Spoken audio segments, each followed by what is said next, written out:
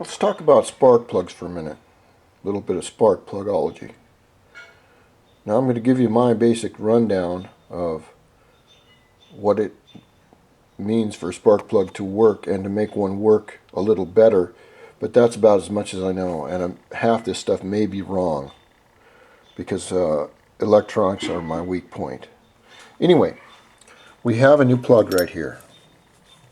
Just say this is the plug that I'm going to use. It has a series of numbers on it which represent, I believe it's length and heat and cold range. Then it has a removable cap up here. Now the gap is considered this area between the electrode and this little metal part. When the spark plug goes off, a blinding sheet of electricity goes from this electrode to the ground, and that ignites the turbulent mixture in the engine.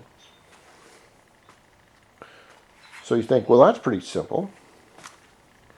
Now, what we have is a battery down here which supplies the spark of life.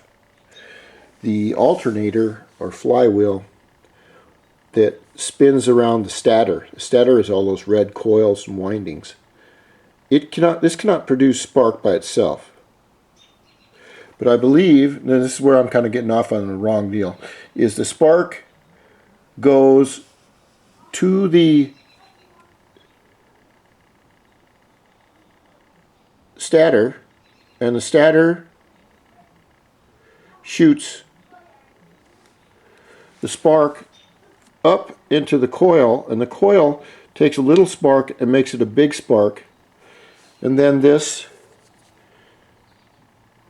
fits over your spark plug top right there and shoots the juice all the way through the plug, and it goes through the body of the plug, and then it grounds on the electrode. Now, we have to ask ourselves, why does this work like this, and how can we make it better? So when you buy a spark plug, you want to make sure it's the right one for your engine, and you can also go hotter or colder ranges. A hotter spark plug or a colder spark plug, and I'm not positive how they work. This is how it says it works. It's the heat path. A cold plug has a short heat path, and I don't know why, and a hot plug has a longer heat path. Right here.